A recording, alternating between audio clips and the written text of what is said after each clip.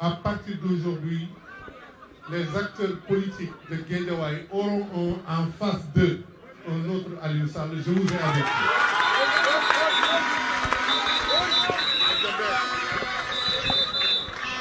Je ne tolérerai plus un seul mot d'écart. Képp ku mu fontoo dinaa jaar sa kaw.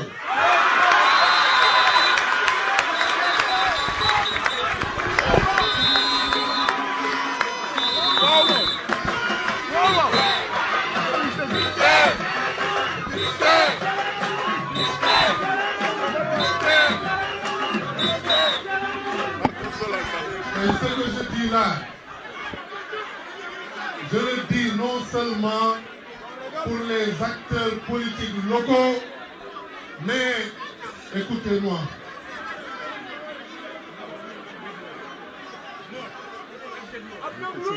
Mais je le dis aussi pour les acteurs politiques au niveau national, y compris ceux qui sont dans nos rangs et qui jouent de la fumisterie, qui ont donné de l'argent à l'opposition.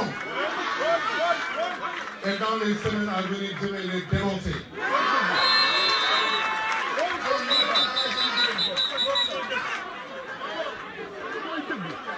Les gens qui sont parmi nous et qui jouent de la fumisterie, il faut que ça s'arrête.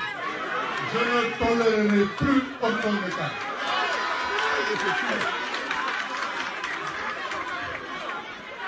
Ils ont poussé la fumisterie jusqu'à oser m'appeler et appeler d'autres gens pour leur dire est-ce que vous ne voulez pas dialoguer avec Yewwi Askan Wi. Mais il n'y a pas de dialogue possible avec des gens qui ont érigé en principe politique le mensonge, la manipulation et le chantage.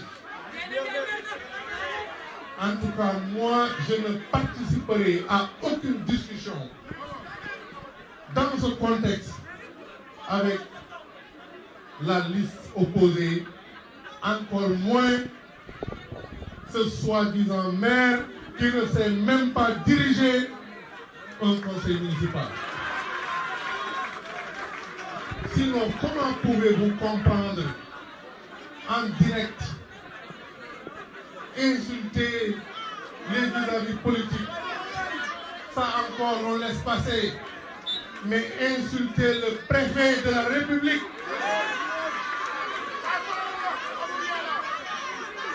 mais quel genre d'individu,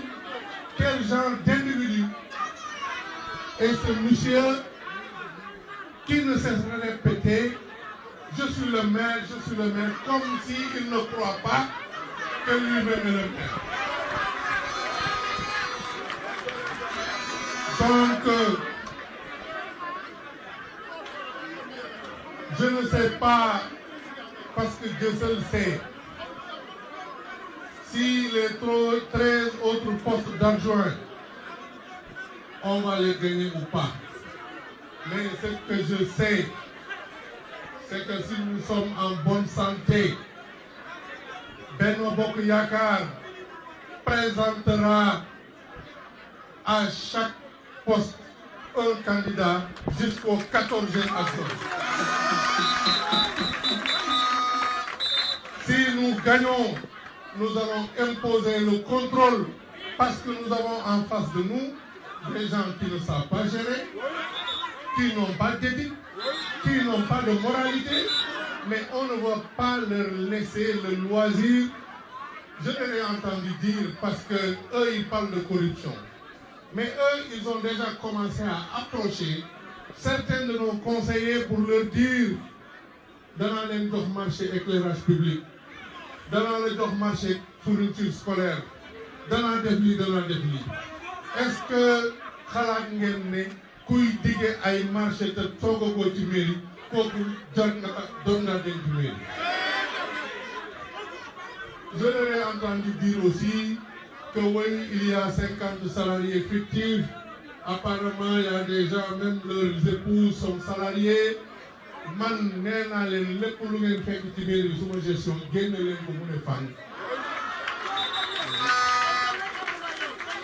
Man lu ma dugalul ci mairie Guédiawaye jëlewu ma. La preuve mairie bu bees bi ñu tabax miir boobu mu ndaw boobu ngeen fa gis tey laa ko fay entrepreneur te suma poche laa ko fay. La preuve nous avons terminé la construction de la salle des professeurs du lycée de Pékin du Tapalo Canada. C'est notre poste là qu'on fait. Man soxlawuma alalu mairie Guédiawaye. Donc, je leur donne le feu vert d'appeler tous les auditeurs du monde nañ dem ci mairie ba gëstu kayit yi luñ fa am nañ ko génne mu ne fan. On ne négociera pas avec eux. On présentera des candidats comme le veut la démocratie. Si nous gagnons, nous l'assumerons. Si nous perdons, nous l'assumerons. De toutes les façons, nous avons déjà perdu la mairie de ville.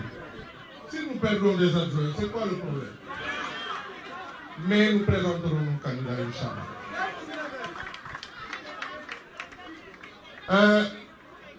Pour ce qui concerne moi, mon engagement pour Guédiawaye, je ne parle pas de ma présence.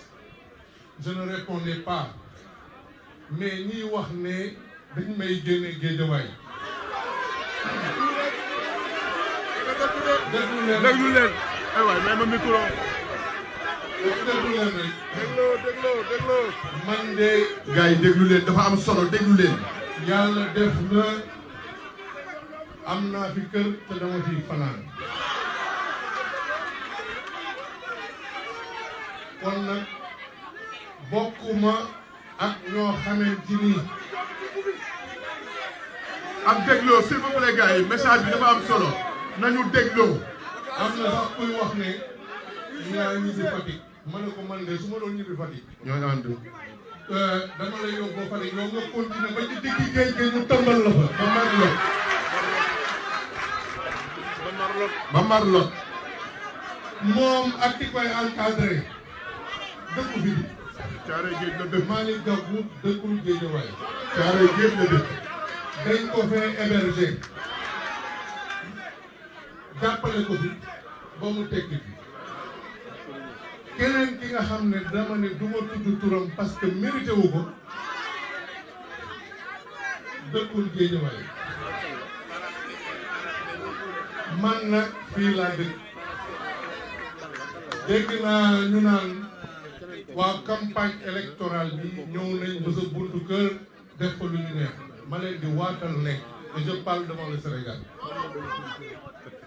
bés bu nit ñëwatee suma buntu kër di fa def naka su dul noonu danaa la jaay suma bakkan.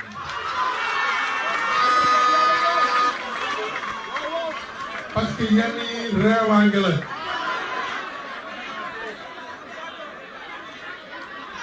On demande à l'État de prendre ses responsabilités. Dégg naa ay naafeq sax di dem ci télévision yi naan waaw Aliou Sall dafa war a rafetal mbir yi moom mooy rakku président warul toog ci salle bi dugg na génn fii ca conseil balaa naan faax.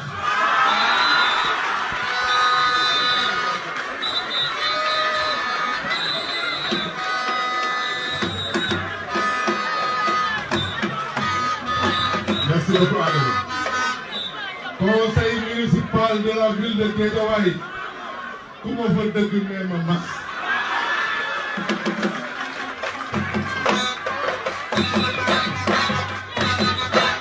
Merci beaucoup Adama. kon nag jërëjëf merci. ñiy xalaat jaar na par ay sentiment waa bàyyi leen ko mu liggéey waa yow rakku président nga da nga war a moytu coow ak naa fekk ngeen.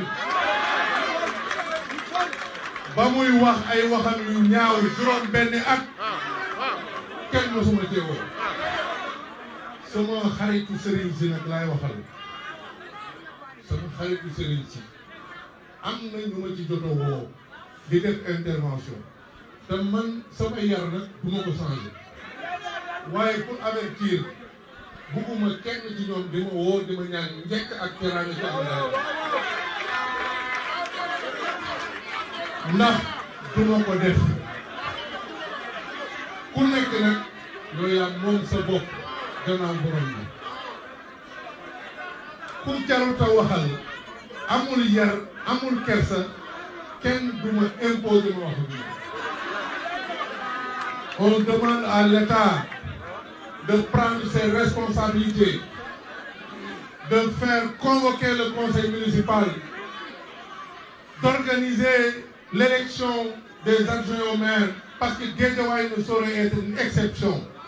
On ne l'acceptera pas. Bëgg bëre bañ bëre.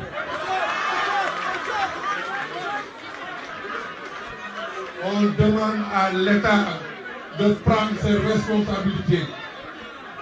Nous, notre rôle, de jouer pleinement.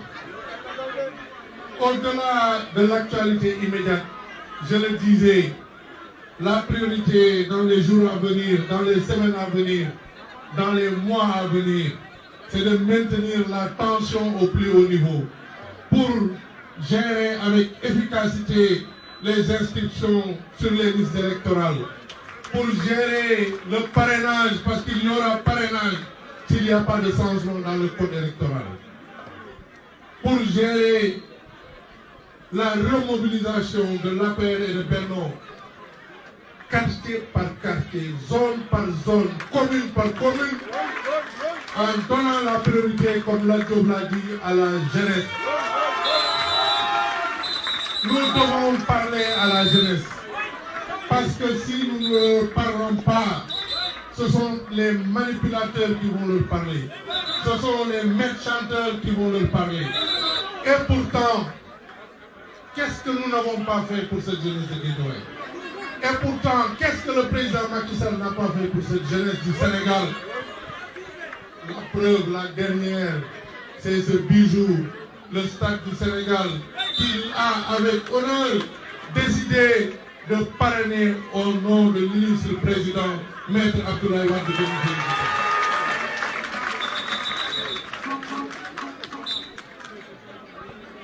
yéen moom Guédiawaye bu leen kenn xokkatal bu leen kenn dugal seen bopp ay maañ yoo xam ne taxawul li fi am te nekk fi mooy sunu majorité ci réew mi du ñu nangu ñu koy nasaxalee fii ci Guédiawaye def nañ faux pas ci élection yi dañ koy rectifier assumer ndeysaan am na ñu bëri ñoo xam ne bi mbir mi amee ba léegi ñemewuñ ma sax woo téléphone ndax kersa bu ñu am wala ñeewantal bu ñu am kàddaakar yi ci la bokk ñemewu ma sax xool waaye ma waxal leen ne man mbiru yàlla dama koy accepter balaa ma daan doon maire laa amoon taxawaay fi ci Guédiawaye di jëflanteeg nit ñi nekk naa maire di ko def nekkatuma maire du ma wàññi dara ci sama engagement bi ci Guédiawaye leneen li mooy sàcc ndënd yomb na waaye balaa nga koy tëgg xam nga ndënd sa waay bii boo ko jëlee këf ko yóbbu ko fu ko tëgg nga yi xam ne ko li ñu doon def effort ci Guédiawaye nag duñ ko bàyyi lépp luy relation lépp luy mën-mën dinañ ko continuer utiliser pour faire en sorte que Guédiawaye continue à se développer maa ngi leen di nuyu di leen sant di leen gërëm wasalaam.